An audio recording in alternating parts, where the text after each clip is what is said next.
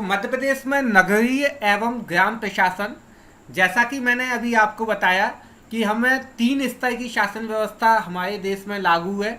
1992-93 में हुए जो आपका संविधान संशोधन है, 73वां-74वां संविधान संशोधन, उसके तहत हमारे देश में त्रिस्तरीय शासन व्यवस्था लागू की गई है। और इस शासन व्यवस्था के तहत जो है, एक सरकार आपकी केंद्र में बनती है, एक सरकार आपकी राज्य में बनती है और एक सरकार आपके लोकल क्षेत्र में चुनी जाती है, जिसका बाकायदा चुनाव होता है। एक अध्यक्ष बनता है, जिसमें जैसे कि अपन अपनी शिवपुरी की बात करें तो शिवपुरी में आपका नगर पालिका के चुनाव होते हैं। एक नगर पालिका अध्यक्ष बनता है, एक उपाध्यक्ष बनता है, पार्षद चुने जाते हैं और वो पूरी चुनी हुई जो एक लोकल गवर्नमेंट है वो जाकर के बैठती है आपका नगर पालिका के ऑफिस में। ठीक है, तो ये त्रिस्तरीय शासन व्यवस्था की संवैधानिक अधिकार कब से चालू हुए हैं, इनको आपका 1992-93 के जो आपका संविधान संशोधन है, 72वां 73वां 74वां संविधान संशोधन, उसके माध्यम से इनको जो है संवैधानिक अधिकार प्राप्त हुए हैं। ठीक है, सो आज का जो हमारा लेक्चर है ये इसी के संबंध में है। ग्राम प्रशासन और नगर प्रशासन दोनों को अलग अलग अपन करके पढ़ेंगे। ग्राम प्रशासन अलग होगा और नगर प्रशासन अलग होगा। ठीक है, सो अगर आपको कोई समस्या हो, कुछ चीज़ समझ में ना आए तो आप मेरे से पूछ लेना। और किसी भी वजह से अगर मान लो बीच में स्लाइड बंद हो जाती है या रुक जाती है तो आप लेफ्ट नहीं करना, हो सकता है नेटवर्क की समस्या की वजह से कहीं बीच में रुक जाए। आपको जाना नहीं है, मैं तुरंत उसको रिकनेक्ट कर लूँगा, रीजॉइन कर दूंगा आपके लिए। ठीक है, सो मैं आगे कंटिन्यू करता हूँ इसको। सो मध्य प्रदेश में स्थानीय स्वशासन, स्थानीय स्वशासन का मतलब क्या होता है? लोकल लेवल पर होने वाला स्वशासन या शासन स्थानीय स्वशासन कहलाता है। सो मध्य प्रदेश के गठन के पश्चात सर्वप्रथम 1962 में मध्य प्रदेश पंचायत राज अधिनियम 1962 लागू किया गया। ये लागू लिखा हुआ है। ठीक है, सो कब किया गया? आपका 1962 में मध्य प्रदेश पंचायत राज अधिनियम। हालांकि जैसे मैंने आपको बताया कि जो 73वां और 74वां संवैधानिक संशोधन है वो आपका 1992-93 में आया है, लेकिन उससे पहले भी अलग अलग राज्यों में अपने अपने हिसाब से आपका नगर पालिकाएं और ग्राम पंचायतें थी। कुछ राज्य अपने यहाँ लागू करते थे, कुछ राज्य अपने यहाँ लागू नहीं करते थे, मतलब कंपलसरी नहीं था कि ऐसा होना ही चाहिए। ठीक है, लेकिन इनको कंपलसरी कब से कर दिया गया है? 1992 और 93 से, जब केंद्र सरकार ने ये एक कानूनी बना दिया कि अब आपको अपने राज्य के अंदर नगर पालिकाओं, नगर पंचायतों, ग्राम पंचायतों के चुनाव करवा करके त्रिस्तरीय शासन व्यवस्था लागू करनी है। ये कंपलसरी किया गया है आपका 1992-93 से, जब 73वां और 74वां संवैधानिक संशोधन आया था आपका। ठीक है, तब से ये कंपलसरी हो गया है। तो मध्य प्रदेश में ये कब से चल रहा है? आपका 1962 से चल रहा है। ये आपको ध्यान में रखना है। अपने मध्य प्रदेश में 1962 से जो है ग्राम पंचायत या पंचायती राज अधिनियम 1962 लागू किया गया।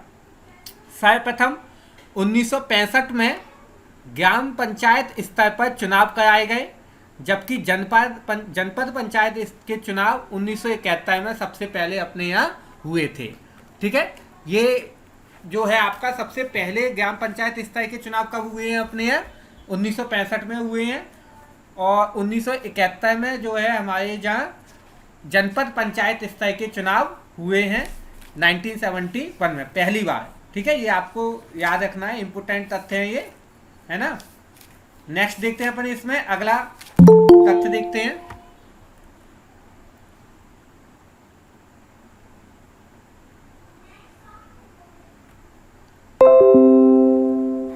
वर्ष 1981 में मध्य प्रदेश पंचायती राज अध्यादेश लागू किया गया। तो 1981 में मध्य प्रदेश पंचायती राज्य अध्यादेश लागू किया गया। ये भी एक इंपोर्टेंट तथ्य है आपका। ठीक है, इसके बाद में ग्रामीण स्तर पर न्याय प्रदान करने के उद्देश्य से मध्य प्रदेश ग्राम न्यायालय अधिनियम 1996 के अंतर्गत 26 जनवरी 2001 को 219 ग्राम न्यायालयों की स्थापना की गई। ठीक है, तो ये ग्राम न्यायालय मैंने हालांकि पहले भी आपको थोड़ा सा बताया था कि जब मैं न्यायालय पढ़ाया था मध्य प्रदेश के न्यायालय, उसमें मैंने ग्राम न्यायालय का कंसेप्ट बताया था कि 10 पंचायतों को मिलाकर के ग्राम न्यायालय की स्थापना होती है। तो ये कब से आया ये कंसेप्ट आपका? 26 जनवरी 2001 से ग्राम न्यायालय का कंसेप्ट आया। वर्तमान समय में अभी अपने यहाँ मध्य प्रदेश में कितने ग्राम न्यायालय संचालित हैं? 219 ग्राम न्यायालय अपने मध्य प्रदेश में संचालित हैं। ठीक है, आप एक इसका स्क्रीनशॉट लें और अगर इसमें किसी को कुछ कंफ्यूजन है तो आप पूछ भी सकते हैं। तो ये जो मैं सारी अभी इस स्लाइड में मैंने जितनी भी बातें बताई हैं, ये सब आपका 72वें और 73वें और 74वें संवैधानिक संशोधन से पहले की बातें हैं। ठीक है, उससे पहले का ये सब कुछ है। तो आप एक इसका स्क्रीनशॉट लें जल्दी से, फिर मैं आगे बताता हूं आपको। Next slide.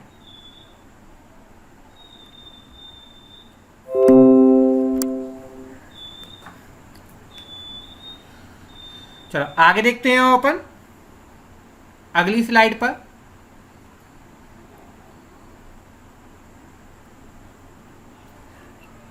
मध्य प्रदेश में स्थानीय स्वशासन। मध्य प्रदेश का प्रथम ग्राम न्यायालय नीमच जिले की ग्राम पंचायत झांतला में स्थापित किया गया। तो बहुत इंपॉर्टेंट पॉइंट है ये आपका। मध्य प्रदेश का पहला ग्राम न्यायालय कहाँ पे स्थापित किया गया था? झांतला में। नीमच जिले की ग्राम पंचायत झांतला में स्थापित किया गया था मध्य प्रदेश का प्रथम ग्राम न्यायालय। और केंद्र सरकार के द्वारा प्रथम ग्राम न्यायालय जो है 2 अक्टूबर 2009 को बैरसिया गांव भोपाल में स्थापित किया गया था आपका। तो राज्य सरकार के द्वारा पहला ग्राम न्यायालय कहाँ पे स्थापित किया गया है? नीमच जिले की झांतला में। और केंद्र सरकार के द्वारा कहाँ पे स्थापित किया गया है आपका? मध्य प्रदेश के बैरसिया में, भोपाल जिले के बैरसिया नामक गांव में पहला ग्राम न्यायालय स्थापित किया गया था केंद्र सरकार के द्वारा 2 अक्टूबर 2009 को गांधी जी की जन्म तिथि पर। ठीक है, सो ये मैंने पॉइंट आपको बताए हैं, है ना। ये ग्राम न्यायालय से संबंधित पॉइंट है। कुछ और देखते हैं अपन इसमें। मध्य प्रदेश में नगर पालिका अधिनियम के द्वारा 1956, नगर पालिका अधिनियम 1956 के द्वारा, ये होगा आपका नगर पालिका अधिनियम 1956 के द्वारा संपूर्ण मध्य प्रदेश को नगरीय क्षेत्रों में विभाजित कर दिया गया था। तो कौन सा अधिनियम आया आपका? 1956 आया था। जब मध्य प्रदेश बना था उसी टाइम पर नगर पालिका अधिनियम लागू किया गया था और जिसके तहत संपूर्ण मध्य प्रदेश को नगर पालिकाओं में विभाजित कर दिया गया था।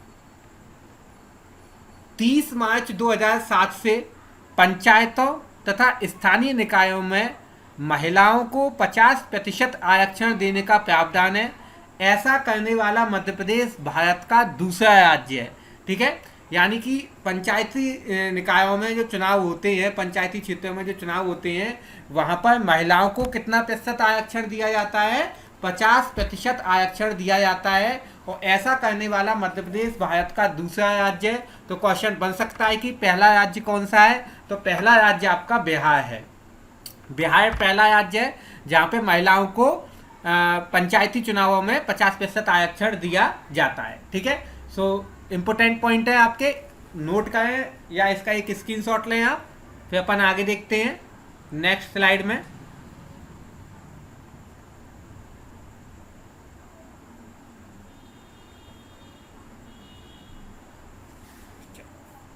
तो अभी तक मैंने जितना भी जो कुछ भी बताया, ये मध्य प्रदेश के लोकल स्तर पर ये सारे अध्यादेश और कानून आए थे। केंद्र सरकार की तरफ से कोई ऐसा अध्यादेश या कानून नहीं लाया गया था जिसमें ये पक्का किया गया हो कि नहीं भाई आपको ग्राम पंचायतें बनानी है, नगर पालिकाएं बनानी है, ऐसा कुछ नहीं है। हर राज्य में अपने स्तर पर जो है स्थानीय स्वशासन चल रहा था। लेकिन केंद्र सरकार की तरफ से जो एक अध्यादेश आया, एक कानून बना, वो आपका बना था 1992 और 93 में, जिसमें ग्राम पंचायतों को, नगर पंचायतों को संवैधानिक दर्जा प्रदान किया गया। ठीक है, संवैधानिक दृष्टि से इनको दर्जा कब प्रदान किया गया? आपका 1992-93 से प्रदान किया गया है। ठीक है, सो आप एक इसका स्क्रीनशॉट ले लें, फिर अपन आगे की स्लाइड देखते हैं। Next slide.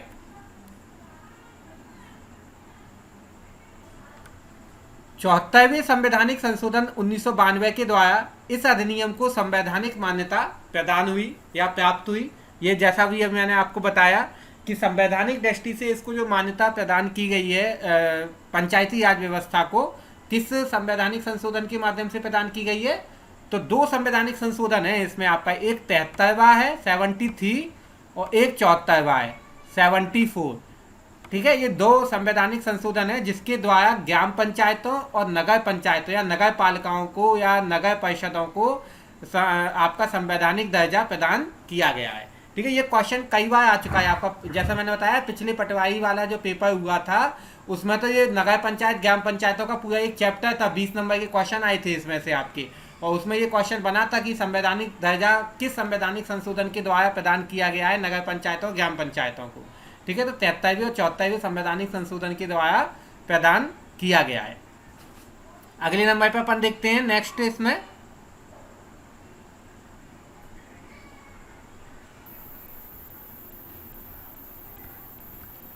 1992 में देश में 74वें संवैधानिक संशोधन का जो अधिनियम बना, जो कि 16 जनवरी 1993 से संपूर्ण देश में लागू हो गया। कब से लागू हुआ ये आपका? 16 जनवरी 1993 से ये जो है संपूर्ण देश में लागू हो गया।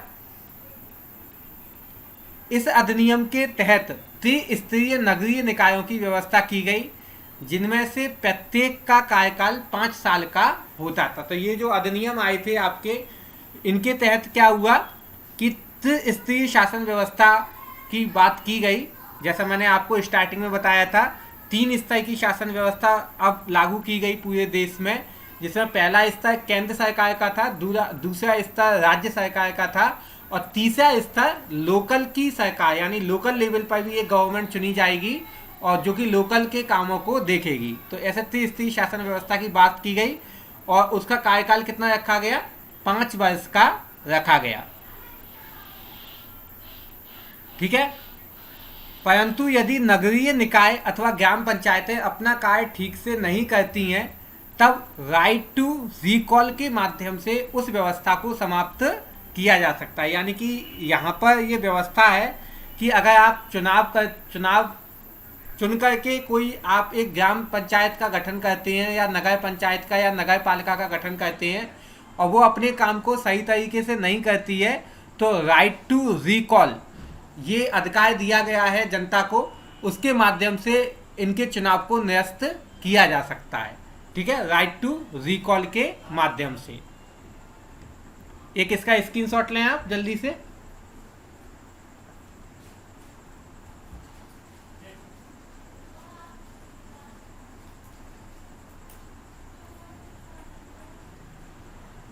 आगे देखते हैं अपन नेक्स्ट स्लाइड में।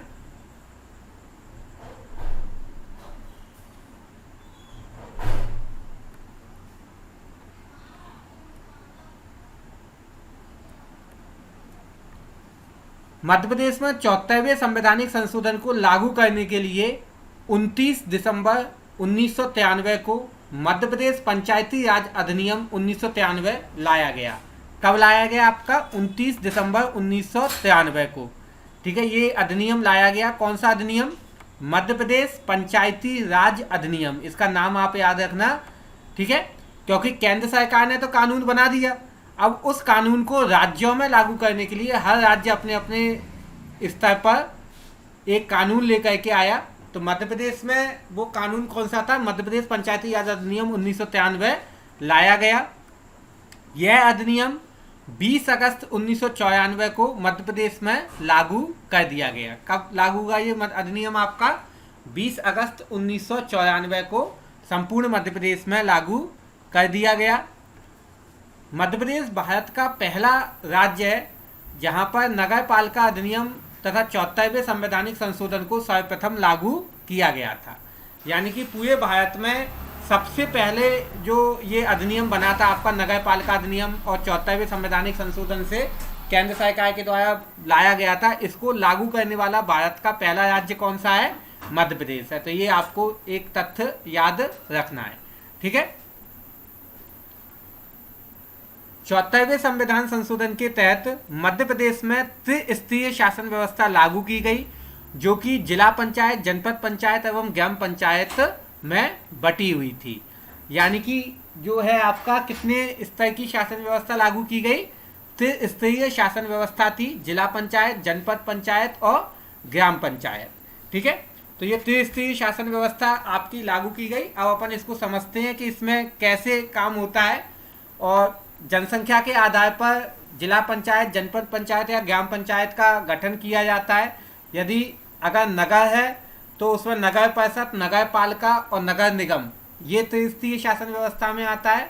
और अगर आपका कोई कस्बा है या गांव है तो उसमें आपका जो है जिला पंचायत, जनपद पंचायत और ग्राम पंचायत का काम होता है। ठीक है, तो आप एक इसका स्क्रीनशॉट ले लो, फिर मैं आगे बताता हूँ। सबसे पहले अपन देखते हैं जिला पंचायत को। जिला पंचायत क्या है? 50,000 से अधिक जनसंख्या वाले क्षेत्रों में एक जिला पंचायत का गठन किया जाता है, उसके लिए स्वीकृति दी गई है। और इसमें सदस्य संख्या कितनी होती है? 10 से लेकर के 35 तक इसमें सदस्यों की संख्या होती है। ठीक है, तो 10 से लेकर के 35 तक की इसकी सदस्य संख्या होती है। और जनसंख्या कितनी होनी चाहिए? 50,000 से अधिक की जनसंख्या होगी तो जिला पंचायत का गठन होता है। जिला पंचायत के सदस्यों को जनता के द्वारा सीधे तौर पर चुनावी प्रक्रिया के द्वारा चुना जाता है, जबकि अध्यक्ष और उपाध्यक्ष का चुनाव चुने हुए सदस्यों के द्वारा प्रत्यक्ष अप्रत्यक्ष चुनाव विधि के द्वारा किया जाता है। दो तरह की चुनाव विधि होती है आपकी। एक तो होती है प्रत्यक्ष चुनाव प्रणाली। प्रत्यक्ष चुनाव प्रणाली में क्या होता है? जनता भागीदारी करती है, हम वोट डालने जाएंगे। और एक होती है अप्रत्यक्ष चुनाव प्रणाली। अप्रत्यक्ष चुनाव प्रणाली में क्या होता है कि जनता भागीदारी नहीं करती है, जनता के द्वारा चुने गए प्रतिनिधि उसमें वोट डालते हैं। ठीक है, जैसे राष्ट्रपति का चुनाव होता है। आपका राष्ट्रपति का चुनाव कैसे होता है? हम जनता वोट नहीं डालती है, जनता तो चुन के भेजती है सांसदों को, और सांसद राष्ट्रपति के लिए चुनाव करते हैं, तो वो अप्रत्यक्ष चुनाव प्रणाली कहलाती है। तो जो जिला पंचायत है उसमें सदस्यों का चुनाव होता है जनता के द्वारा, और वो चुने हुए सदस्य अपने में से ही किसी एक को अध्यक्ष और उपाध्यक्ष पद के लिए चुनते हैं। तो ये आपका जिला पंचायत की चुनाव प्रक्रिया है। मध्य प्रदेश में वर्तमान में 51 जिला पंचायतें हैं। जिला पंचायत का सचिव जिला पंचायत अधिकारी होता है, यानी कि ये सब तो चुनाव विधि के द्वारा आते हैं आपके चुन करके। तो राज्य शासन की तरफ से भी एक व्यक्ति होता है जिसको सचिव बोला जाता है। जैसा मैंने आपको हमेशा पहले भी बताया था कि दो तरह से शासन चलता है अपने यहाँ। एक तो चुन करके जो व्यक्ति जा रहा है, जो मुख्यमंत्री बन गया, मंत्री बन गया, वो अलग है। उसके साथ में काम करने के लिए एक प्रशासनिक अधिकारी होता है जिसको सचिव बोला जाता है। यही सारी चीज़ें आपका पंचायती स्तर पर भी होती हैं।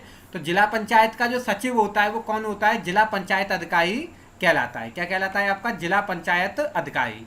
ये आपका एक प्रशासनिक अधिकारी होता है, यानी कि ये एक पोस्ट होती है पंचायत में, चाहे कोई भी चुन के जाए, लेकिन जिला पंचायत अधिकारी हमेशा उसमें आपका सचिव की भूमिका निभाता है। तो आप एक इसको स्क्रीनशॉट ले लें जिला पंचायत को। नेक्स्ट, अब अगले नंबर पे आता है जनपद पंचायत। अभी मैंने आपको जिला पंचायत बताया था जिसमें 50,000 से ऊपर की संख्या है, तो क्या है आपका? जिला पंचायत है। अब जनपद पंचायत क्या होती है? तो 5,000 से अधिक संख्या वाले, यानी कि मतलब 5,000 से लेकर के 50,000 तक की जनसंख्या होनी चाहिए। कितनी होनी चाहिए आपकी? 5,000 से मिनिमम 5,000 और मैक्सिमम 50,000। तो क्या बनेगा आपका? जनपद पंचायत कहलाती है वो आपकी। जनपद पंचायत का गठन होता है 50,000 तक में आपका, 5,000 से 50,000 तक में। और 50,000 से ऊपर वाले क्या बन जाती है? जिला पंचायत बन जाती है आपकी। तो 5,000 से अधिक जनसंख्या वाले विकास खंड में जनपद पंचायत का गठन किया जाता है। और इसमें जो सदस्य संख्या होती है वो कितनी होती है? 10 से लेकर के 25 तक की सदस्य संख्या इसमें होती है। किसके अंदर? जनपद पंचायत के अंदर। ठीक है, जनपद पंचायत के सदस्यों को जनता के द्वारा सीधे तौर पर चुनावी प्रक्रिया के द्वारा चुना जाता है, जबकि अध्यक्ष एवं उपाध्यक्ष का चुनाव चुने हुए सदस्यों के द्वारा अप्रत्यक्ष चुनाव प्रणाली के द्वारा किया जाता है। यानी सेम वही प्रक्रिया जो कि जिला पंचायत में होती है वही सारा कुछ आपका जनपद पंचायत में भी होता है। जनता सीधे तौर पर चुनाव करके सदस्यों को चुनती है, और उन्हीं सदस्यों में से एक अध्यक्ष और एक उपाध्यक्ष जो है आपका, वो सदस्य अप्रत्यक्ष प्रणाली के द्वारा चुनते हैं जनपद पंचायत के लिए। सरपंच तथा स्थानीय विधायक इसके पदेन सदस्य होते हैं। ठीक है, अब पदेन सदस्य क्या होते हैं इसको मैं थोड़ा समझा दूंगा आपको। पदेन सदस्य का मतलब ये होता है कि ये उसके सदस्य होंगे ही, चाहे कोई भी चुन के आए या नहीं आए उससे मतलब नहीं है, ये तो पहले से बने बनाए सदस्य हैं। यानी स्थानीय विधायक और उस क्षेत्र का सरपंच जो है वो उसके पदेन सदस्य हैं, इनको चुनने की आवश्यकता नहीं है, ये तो पहले से ही उसमें सदस्य निर्धारित हैं। ठीक है, तो ये पदेन सदस्य कहलाते हैं। कौन कौन आपके? सरपंच एवं स्थानीय विधायक, ये इसके कौन होते हैं? पदेन सदस्य होते हैं। ठीक है, और अभी वर्तमान में कितने जनपद पंचायतें हैं अपने मध्य प्रदेश में? 313 जनपद पंचायतें मध्य प्रदेश में कार्यरत हैं। तो ये भी एक इम्पोर्टेंट आंकड़ा है। मैंने आपको बताया था जिला पंचायत 51 है, 51, और जनपद पंचायत 313 है। इसको विकास खंड भी बोला जाता है। ठीक है, विकास खंड भी बोल सकते हैं। अगर आपसे ये भी क्वेश्चन बनता है कि विकास खंड कितने हैं, तो वो भी आपका 313 विकास खंड मध्य प्रदेश के अंदर हैं। जनपद पंचायत का सचिव खंड विकास अधिकारी कहलाता है। कौन कहलाता है आपका? खंड विकास अधिकारी जनपद पंचायत का जो सचिव होता है। देखो मैंने सचिव सभी में बताए हैं आपका, तो जनपद पंचायत में भी सचिव होता है। सचिव कौन होता है? प्रशासनिक अधिकारी होता है, जिसको चुनाव से कोई लेना देना नहीं है, वो तो प्रशासन की तरफ से बैठता है। और वो कौन है आपका? खंड विकास अधिकारी, जिसको सामान्य बोलचाल में बीडीओ बोला जाता है। ठीक है, ब्लॉक डेवलपमेंट ऑफिसर। बीडीओ का मतलब क्या होता है? Block development officer. ठीक है, खंड विकास अधिकारी। तो ये जनपद पंचायत का सचिव होता है। तो ये जनपद पंचायत मैंने आपको बताई। आप एक इसका स्क्रीनशॉट लें जल्दी से। और यदि किस में होता है? हाँ जी, एसडीएम। एसडीएम, एसडीएम आगे आएगा, अपन एक और पढ़ेंगे ना अभी, है ना? अच्छा। अभी अपन बहुत आएंगे अभी तो पढ़ने को। ठीक है, तो ये आपका जनपद पंचायत हो गया। एक स्क्रीनशॉट ले लें।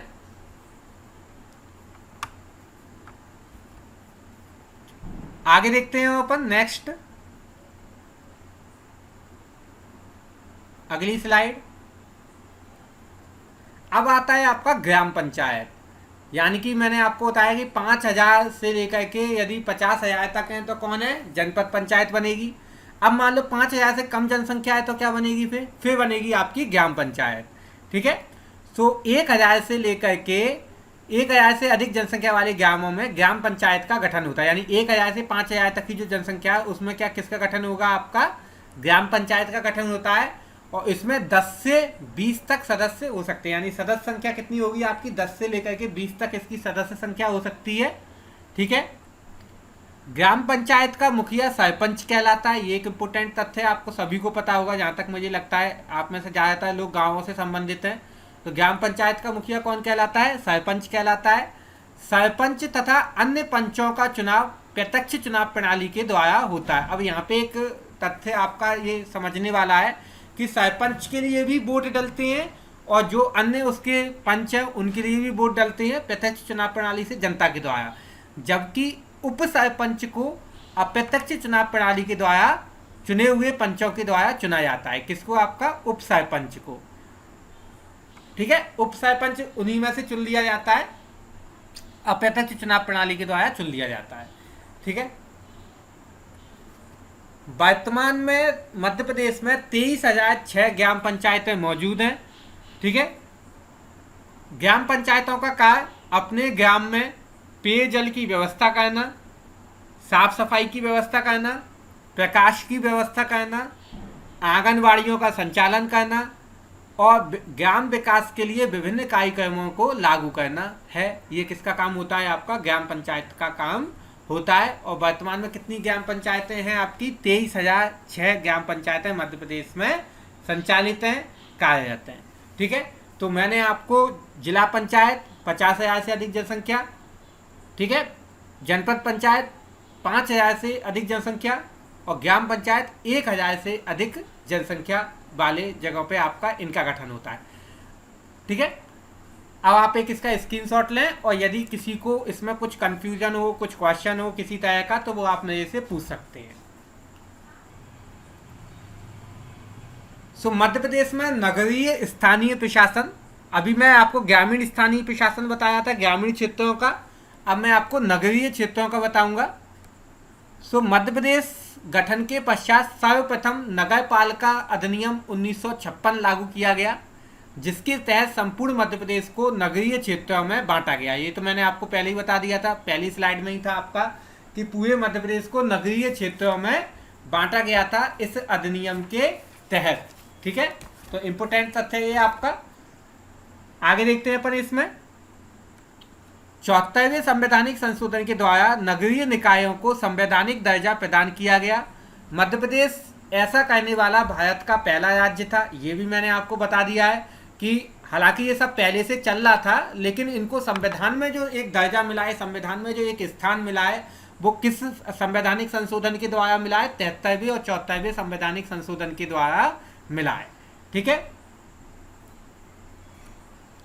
74वें संवैधानिक संशोधन को लागू करने के लिए मध्य प्रदेश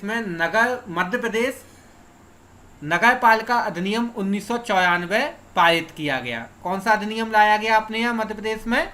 मध्य प्रदेश नगर पालिका अधिनियम 1994, 1994।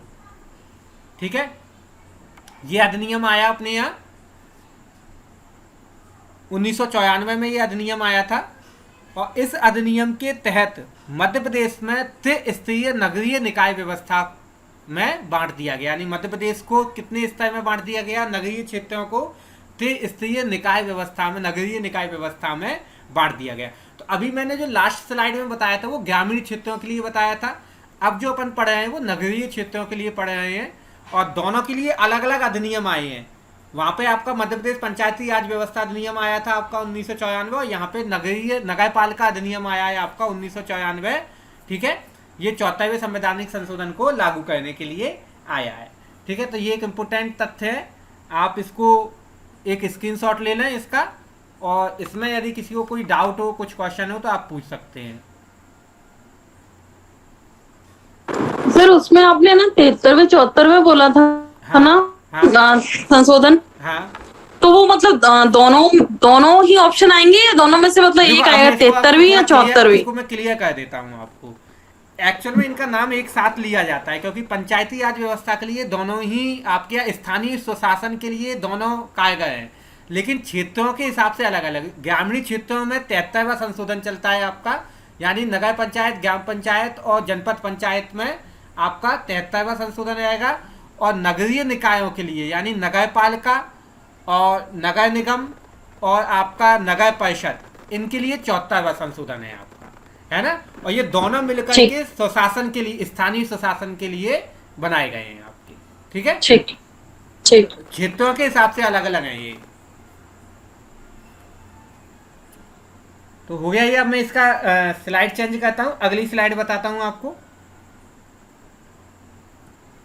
सबसे पहले नगर परिषद अपन पढ़ेंगे। नगर परिषद का क्या रोल है इसको अपन देखते हैं।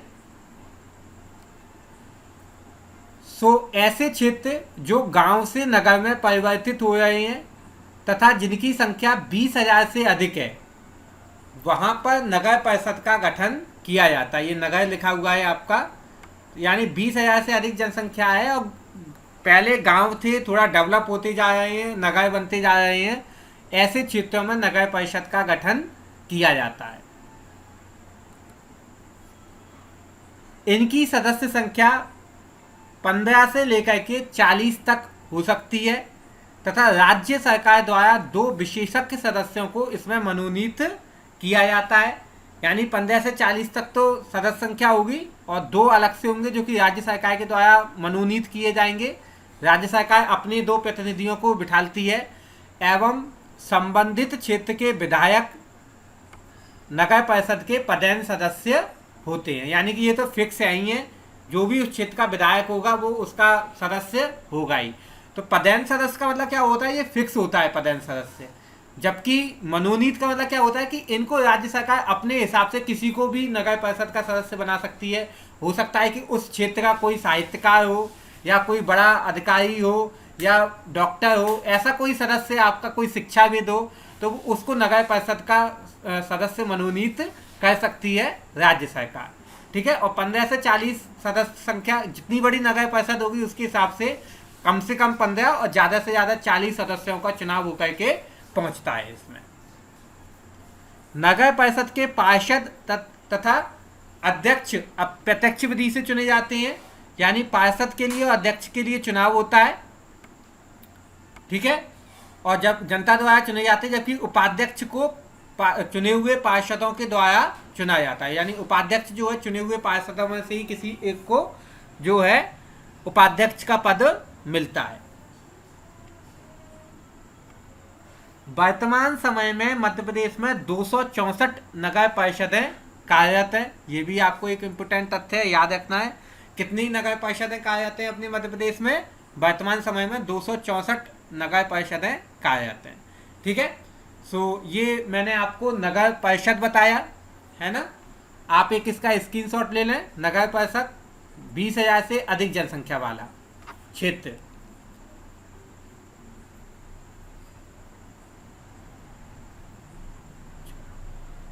एक इसका स्क्रीनशॉट ले लें, फिर मैं आगे बताता हूं इसमें।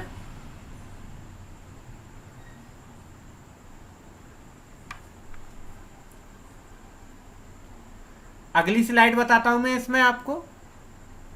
अगले नंबर पे और सबसे महत्वपूर्ण जो याद रखने वाला है वो है नगर पालिका, ठीक है, क्योंकि हमारे जिले में क्या है, नगर पालिका है ना। सो सामान्यतः 50,000 से अधिक एवं 2 लाख तक की आबादी वाले नगरों में नगर पालिका का गठन किया जाता है। यानी 50,000 से 2 लाख तक की अगर आबादी है तो वहां पे किसका गठन होगा? नगर पालिका का गठन होता है। मतलब 50,000 से अधिक जनसंख्या आपका होना चाहिए। मध्य प्रदेश में स्थापित होने वाली नगर पालिकाओं में न्यूनतम सदस्य संख्या 15 तथा अधिकतम सदस्य संख्या कितनी रखी गई है? 40 तक होती है। यानी कम से कम 15 और अधिकतम आपका 40 सदस्य हो सकते हैं। नगर पालिका का प्रमुख नगर पालिका अध्यक्ष होता है, जिसे प्रत्यक्ष चुनाव प्रणाली द्वारा 5 वर्ष के कार्यकाल के लिए चुना जाता है, ठीक है। अभी आपको सभी को पता है कि पार्षदों का वोट पड़ता है और एक नगर पालिका अध्यक्ष का वोट पड़ता है, यानी कि 2 चुनाव होते हैं आपके, पार्षद के और नगर पालिका अध्यक्ष के, ठीक है। तो अध्यक्ष पद के लिए और पार्षद पद के लिए चुनाव होता है आपका, 5 साल का कार्यकाल होता है इनका। प्रशासनिक स्तर पर नगर पालिका का जो प्रमुख होता है वो मुख्य कार्यपालन अधिकारी होता है आपका। प्रशासनिक स्तर पर कौन होता है? नगर पालिका का मुख्य कार्यपालन अधिकारी। और इसको इंग्लिश में या सामान्य बोलचाल की भाषा में हम इसको सीएमओ के नाम से जानते हैं। कौन होता है आपका? सीएमओ, सीएमओ है ना, chief municipal officer, chief municipal officer, ठीक है। तो चीफ म्युनिसिपल ऑफिसर या मुख्य कार्यपालन अधिकारी ये नगर पालिका का प्रशासनिक अधिकारी होता है। क्योंकि ये तो सब चुन के आते हैं, आपके अध्यक्ष है, पार्षद हैं, ये तो चुने हुए व्यक्ति हैं। और सीएमओ आपका प्रशासन की तरफ से बैठता है, मुख्य नगर कार्यपालन अधिकारी आपका कहलाता है, ठीक है। सर फुल फॉर्म क्या है सीएमओ की? Chief municipal officer. म्युनिसिपालिटी बोलते हैं ना, नगर पालिका को क्या बोलते हैं? म्युनिसिपालिटी बोलते हैं। तो चीफ म्युनिसिपल ऑफिसर, ठीक है सर। एक स्क्रीनशॉट ले लो, फिर अपन और देखते हैं नगर पालिका के संबंध में कुछ तथ्य।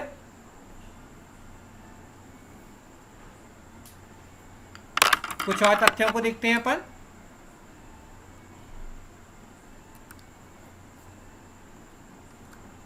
वर्तमान समय में मध्य प्रदेश में 100 नगर पालिकाएं मौजूद है। कितनी नगर पालिकाएं मौजूद है मध्य प्रदेश के अंदर? वर्तमान में 100 है ना, 100 नगर पालिकाएं मध्य प्रदेश में हैं। नगर पालिका परिषद में चुने हुए सदस्यों के अलावा उस क्षेत्र के विधायक तथा सांसद एवं राज्यपाल के द्वारा चुने गए 4 विशेषज्ञ सदस्य शामिल होते हैं। यानी कि नगर पालिका परिषद में जो व्यक्ति चुने जाते हैं वो तो अलग है ही है, उसके अलावा उस क्षेत्र का जो विधायक है, उस क्षेत्र का जो सांसद है और राज्यपाल के द्वारा 4 विशेषज्ञ लोग जो है सदस्य बनाए जाते हैं आपके, ठीक है। तो ये आपका अलग से नगर पालिका में होते हैं। इनको मतलब नगर पालिका की बैठकों में बैठने का अधिकार प्राप्त है। यानी कि ऐसा नहीं कि विधायक नगर पालिका के लिए चुना गया है, लेकिन वो नगर पालिका की बैठक में बैठ सकता है, ठीक है, सांसद बैठ सकता है, और 4 राज्यपाल के द्वारा चुने हुए जो सदस्य होते हैं, विशेषज्ञ सदस्य, अलग अलग क्षेत्रों के विशेषज्ञ सदस्य होते हैं, शिक्षाविद हो सकते हैं, मैंने आपको बताया कोई और अन्य क्षेत्र का कोई सदस्य हो सकता है, तो उनको भी राज्यपाल के द्वारा चुन करके भेजा जाता है। कोई साहित्यकार हो सकता है, इस तरह के व्यक्ति जो है चुन करके भेजे जा सकते हैं। नगर पालिका की समिति को प्रेसिडेंट इन काउंसिल कहा जाता है। नगर पालिका समिति को क्या बोला जाता है? प्रेसिडेंट इन काउंसिल के नाम से जाना जाता है, जिसका प्रमुख नगर पालिका का अध्यक्ष होता है एवं इसके अतिरिक्त अन्य सदस्यों को प्रेसिडेंट इन काउंसिल में जोड़ा जाता है। यानी जो पूरी एक काउंसिल बनती है उसको क्या बोला जाता है? प्रेसिडेंट इन काउंसिल बोला जाता है, जिसका प्रमुख कौन होता है? अध्यक्ष होता है, और उसमें अन्य सदस्य बैठते हैं, और फिर वो जो है अपना पूरा नगर पालिका से संबंधित जितने भी उन्हें नियम बनाने हैं, कानून बनाने हैं, वो सब आपका प्रेसिडेंट इन काउंसिल से पारित होते हैं।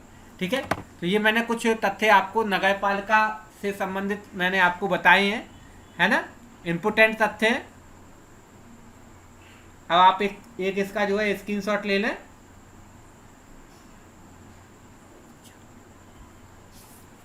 कुछ और पॉइंट लिख लें इसमें नगर पालिका से संबंधित हैं, जो इसमें नहीं लिखे हुए हैं वो मैं आपको बता देता हूं, है ना, जो इम्पोर्टेंट है इसलिए मैं लिखवा देता हूं इसको।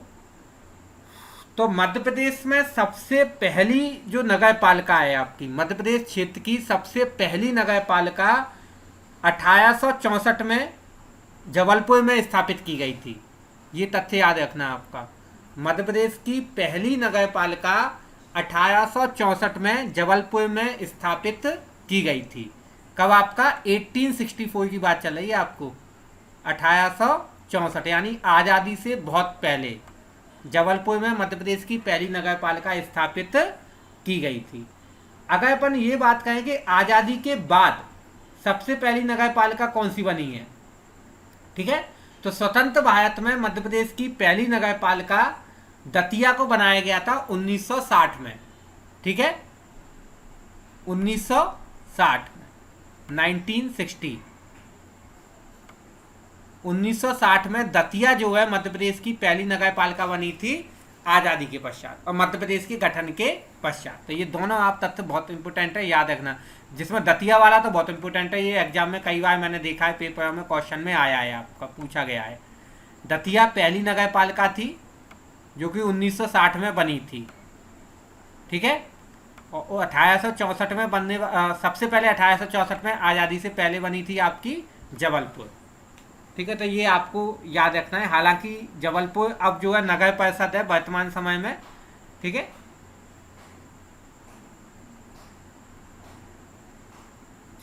आगे देखते हैं अपन। अब वो आगे नहीं देखा, अपन कल देखेंगे नगर परिषद। कल ये टॉपिक पूरा खत्म हो जाएगा आपको, है ना। कल मैं इसको और पढ़ाऊंगा और कल ये टॉपिक आपका पूरा कंप्लीट हो जाएगा। अगर किसी को कोई क्वेश्चन है इससे संबंधित तो आप पूछ लें मेरे से।